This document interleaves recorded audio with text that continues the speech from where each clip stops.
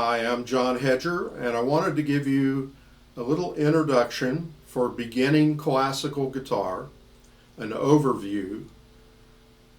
In the first year, we will cover most of the basic techniques just to get started. And what we try to do is go from, say, if you've never even touched a guitar or a musical instrument, up to where you can play beginning pieces, and then from there we just go on into gradually more challenging pieces. So at first you're just going to be plucking single note melodies, and the book I use, now I have my own supplemental materials, and eventually I want to have my own method, but I've been using this book for over 30 years. It's by Frederick Noad, and it's first book for the guitar. And make sure if you purchase this book, usually I recommend students get it online at Amazon, and I think the retail price for this book now is probably $17 or something like that, but usually on Amazon you can get it for less than $10 or around that range.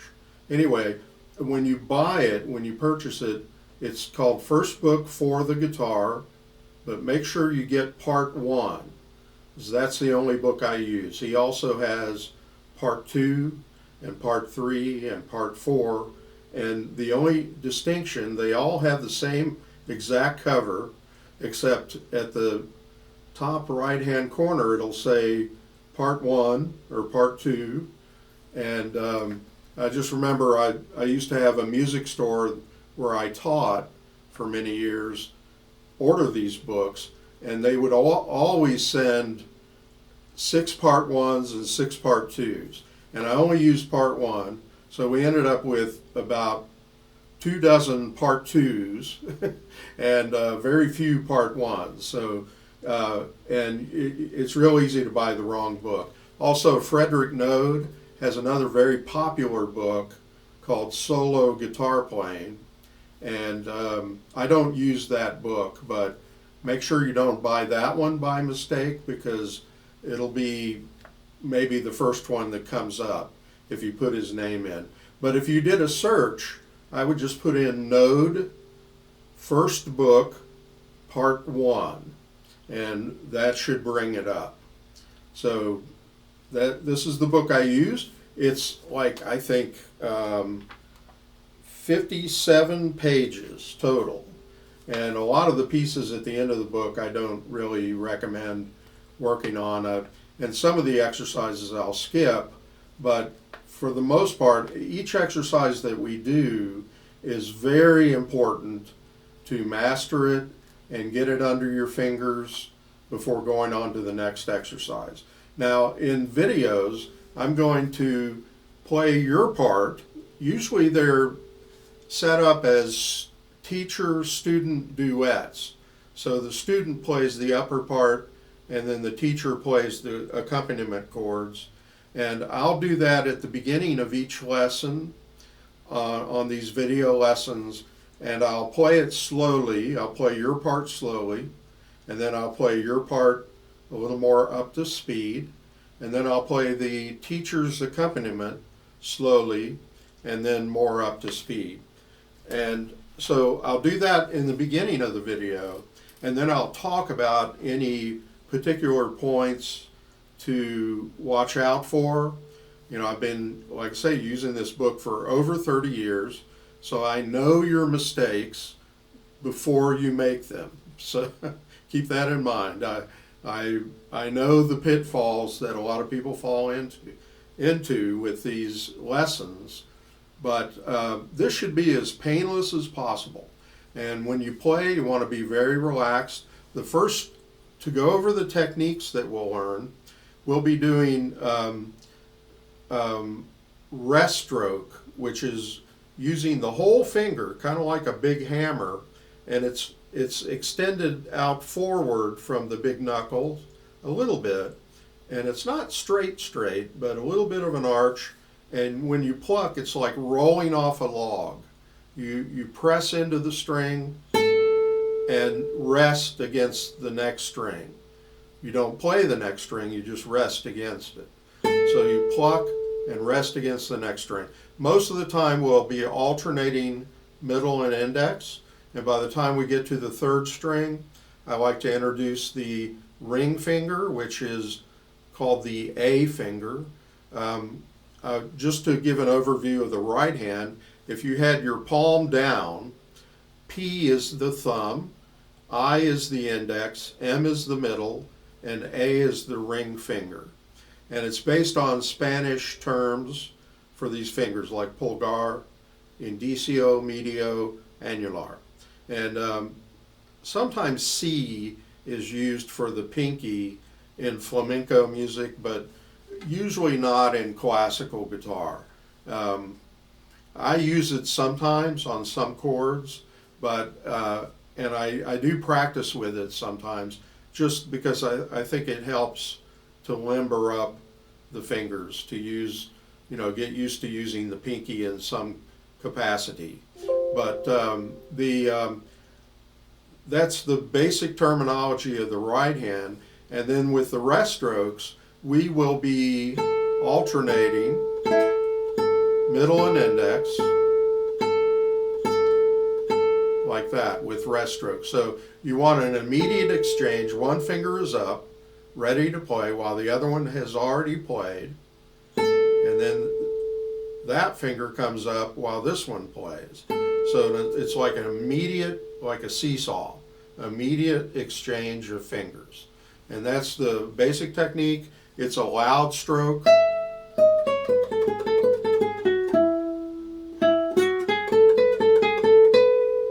And it's used for scales, melodies, like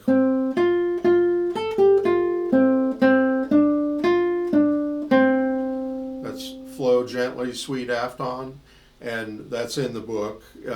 In the book, he'll have some traditional folk melodies, like we'll do ROE, and we'll do the melody I just played. But starting out on the first string, you're only going to learn 3 notes, E, F, and G.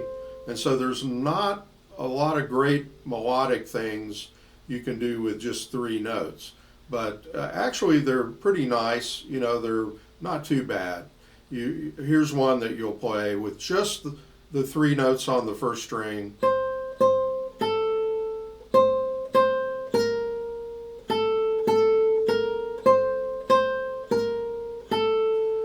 And so as we go through the strings, we'll learn 3 notes on the first string, E, F, and G, and then B, C, and D on the second string, and then G and A on the third string, all the time doing rest strokes, mainly with index and middle. And but when we get to the third string, we will introduce the A finger, and it acts like a third hand that just kind of helps us to avoid awkward string crossings when we change strings. That's going to be one of the tricky things, is changing strings. But once we get through that, then we'll start on the 4th string with the thumb. And I'll have you plant your index and middle on the first 2 strings, and with the thumb you're playing a free stroke up into the air, but kind of a counterclockwise circular kind of motion. So that's the thumb stroke, and we'll be doing things like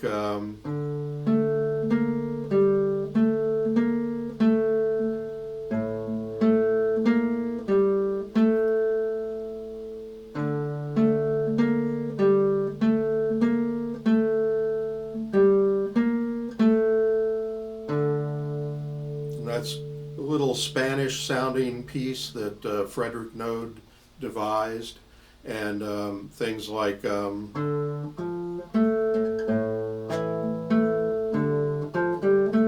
is a fandango,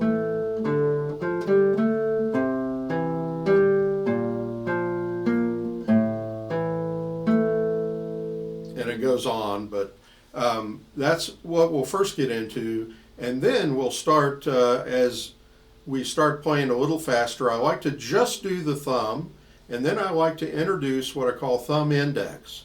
And that's where, like if I were playing that same fandango, I would be using the index every now and then and alternating. So it's like thumb, thumb, index, thumb.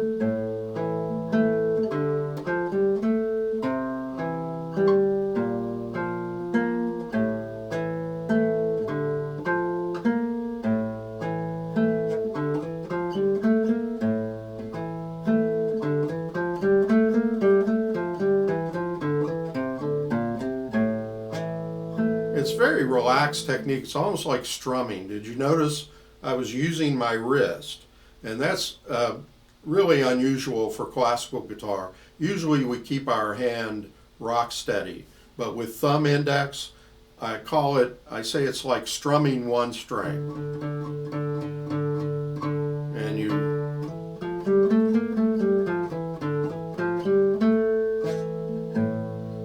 so it's very relaxed, and that's a good technique. It helps with fast passages in the bass, and sometimes we even use it for Renaissance pieces like on the treble strings. Because thumb index comes from Renaissance lute technique, but in lute technique the thumb is more under the fingers. But here we're doing thumb out. Anyway, that's thumb index. Then we get into sharps and flats with rest strokes, and just a few sharps like F sharp, which is in between F and G natural, and you'll learn to read it on the music staff. And that's another thing, we'll be reading music, standard notation, on treble clef, and it's really like a tenor clef. So it sounds an octave lower than it's really written, but you don't have to worry about that.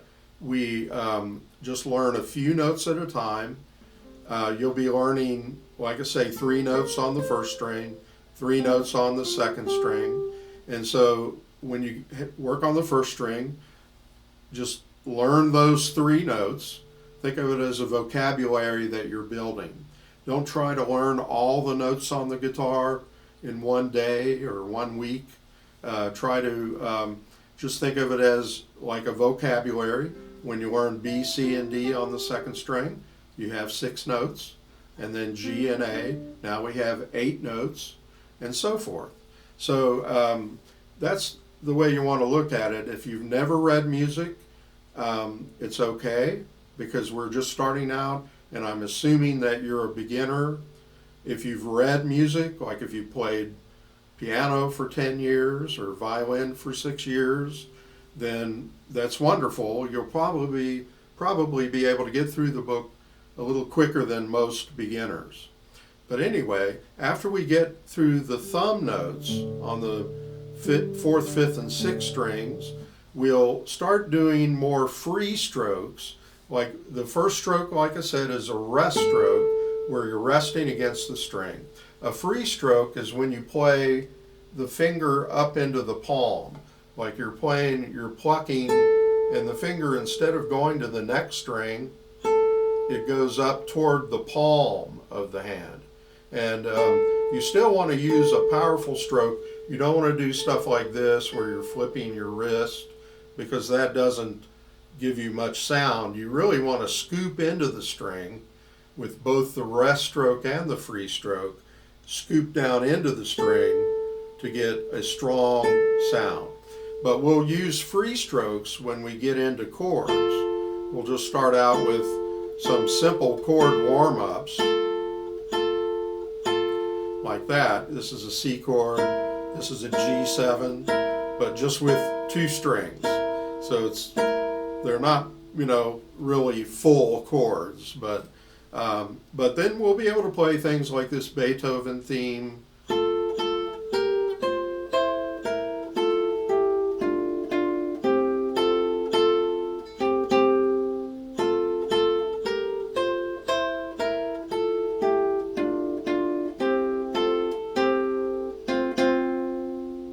Okay, So that'll be fun, and you'll start doing chords, and then we'll add the thumb to the chords and do thumb and 2 fingers like that.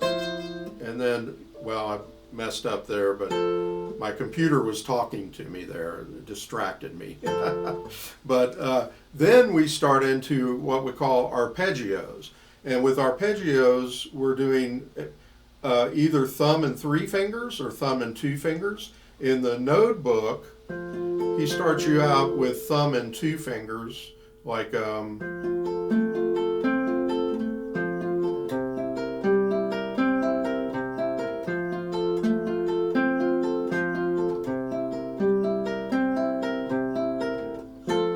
things like that. And then I've got my own little pieces that I've written to learn arpeggio technique. Now these are called arpeggios, so they're chords, but we're doing a pattern like that. And this is like an E minor chord. This is one of my compositions that teaches arpeggio technique. And what we'll do is learn to plant the fingers with each arpeggio, so you're preparing the 3 fingers and kind of peeling them off one at a time. It's like when the thumb plays, these three fingers prep. They prep on the string that they're going to play, and then you play free strokes, kind of peeling them off, and then you replant. So that's beginning arpeggio technique. And then we will be playing little guitar pieces with a bass line, and a melody line. Like there's a Fernando Sor piece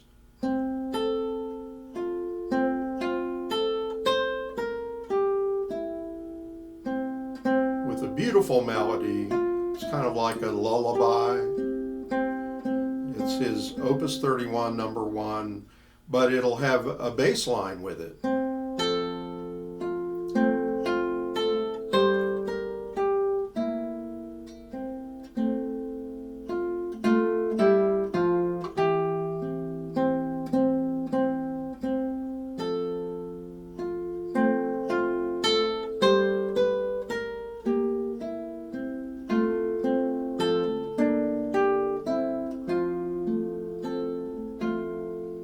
It's a beautiful little lullaby type guitar study. Fernando Sor was a Spanish guitarist, sort of around the time of Mozart or early Beethoven. He was kind of transitional from the classical into the Romantic period, and just a wonderful composer.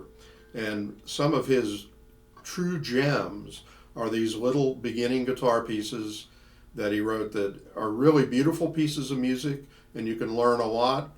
Besides learning the notes, you learn how to interpret his style and the style of classical playing and dynamics, getting louder and softer, things like that.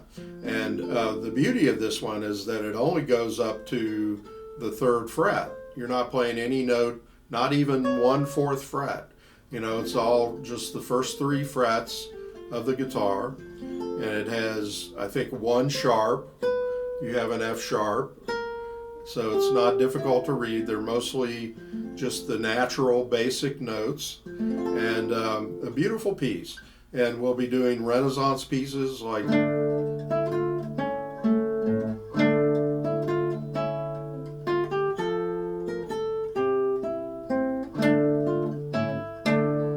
Packington's Pound, which is really a lute piece from the Renaissance that's kind of a beginner's piece. It's a nice melody. It's kind of like Greensleeves. It was a ballad tune and a beautiful little piece. And we'll be doing a lot of things on that level where you're not really playing much over the 3rd fret. And then gradually we start getting up a little higher on the neck. And And that would be mostly later in the first year or going into the second year. Now, a lot of this depends on how much work you put into it, how much time you can put into learning the guitar. Like the great jazz guitarist Wes Montgomery said, you get out of it what you put into it. And that's true of a lot of things in life. So, same with classical guitar. But what I would recommend, and what most teachers recommend with practicing, is to do the amount of time of your lesson. Like if you're taking lessons and doing a half-hour lesson a week, then practice a minimum of a half-hour a day. If you're doing an hour lesson, do an hour a day. If you're doing a 45-minute lesson, do 45 minutes a day. And that will get you there in a reasonable time. And you have to make sure you make the most of your practice time. You don't want to just play things you already know for, 2/3 of the time, and then maybe 10 minutes work on the new stuff, the challenging stuff. You want to, sometimes it's good to work on the challenging part of it right when you pick up the guitar when you're fresh. There's a whole art to getting the most out of your practice time. And a lot of us are busy and we have limited time. But make the most out of it. And, really good guitarists, sometimes guitar students can get by with less practicing and fool their teacher into thinking they're practicing a lot, but they're actually not, but they're getting the most out of their practice time, and they're really digging into the material and learning it. So you want to be very deliberate, very methodical. Don't run before you can walk. When you're working on, that's why in the videos I'll give you a slow version, and then I'll do a little more up to speed version, and you can always use a metronome to step up your playing, just to inch it up a little bit at a time. A metronome is a great tool for that. So other things, that I didn't mention is, everything is out of order here. I'm doing it off the top of my head. But holding the guitar, you want to make sure you're holding it with both legs, not just on the right leg. Like a lot of rock guitarists will do that, and it's not too good because the guitar is kind of constantly wobbling around. If you hold it in front of you with two legs and against your chest and with the arm like that, you're in a perfect position to play anywhere on the instrument. Your left hand can move very quickly. And also, I forgot some of the basics, like we're going to be using a capo. If you notice, I've got a capo on this guitar where I'm clamping off the neck at the 5th fret. And the reason for that is, like if we were playing without the capo, you would have to stretch quite a bit. And I found that most beginners will end up with a bad hand position because they just don't want to stretch. And up here at the 5th fret, with the capo at the 5th fret, you won't really feel like you're stretching. Now, in extreme cases, if your hands are very small, we could move the capo to the 7th fret for a while, and then you'd be even doing less of a stretch. But for the left hand, and I was mentioning mostly the right hand through this introductory video, but with the left hand, we're going to try to get our hand parallel to the neck of the guitar. And that's usually not a natural thing that a beginner or a self-taught person would fall into. Most people angle the neck, or they'll hook the thumb over the neck, and then the fingers are all kind of scrunched up like that. But what we want to do is have the hand more like if you were holding a baseball in your hand, and kind of over that ball, and then putting it on the guitar. Notice the first finger bows out a little bit, and then the pinky bows out the opposite way. It's because your hand is really an arch, and when you put it on a straight edge like a guitar, all the fingers are not going to be straight down. They would only be straight down if you had them real tight together, which we don't really want. We'll get more of a reach if you let them bow out naturally. And so with the pinky, I'm really playing on the right side of the fingertip. And with the first finger, I'm playing more on the left side. But we'll talk about all those things through the lessons. But you want to get your left hand trained to where, like, even when you, like, usually I suggest putting both of the fingers like on F and G, prepping them, and then lifting the fingers slightly, but keeping them spread. See, I'm not touching the string now, but I'm keeping my fingers spread. So I can, like,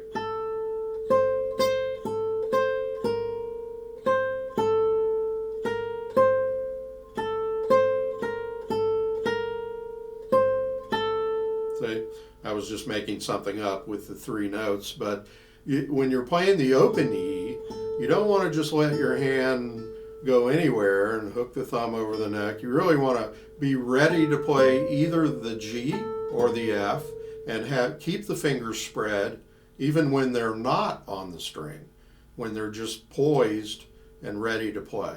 So those are the kind of things we work on, training the fingers. Think of them like your 4 fingers like a ballet troupe, and you have to get them in shape. You know, you have to train them to come in at the right times and to move the right ways. And where I said the right hand is P-I-M-A, the left hand fingers are just 1, 2, 3, and 4.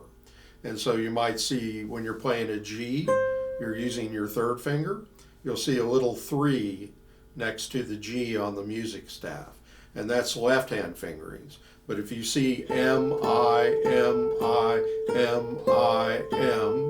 then that's the right hand alternating. So you'll get used to all of this.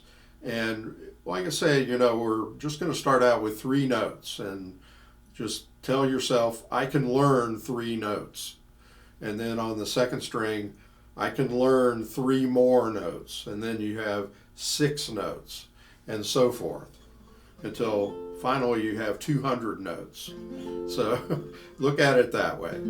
Okay, so just a little overview. I went on longer than I planned to, but there's a lot to talk about just in showing you an overview of what we're going to be doing in the first year with classical guitar. So have fun with this. Now, make sure that you enjoy the process of practicing. That's the most important thing. It's a long journey, but you have to smell the roses along the way and enjoy it, and try to see that you're making progress. That will spur you to keep with it and stick with it. That's the main thing. You have to be stubborn and stay with it. So this is John Hedger. Don't forget to subscribe, John Hedger Guitar Studio, and like my Facebook page, John Hedger Guitar Studio. Thank you.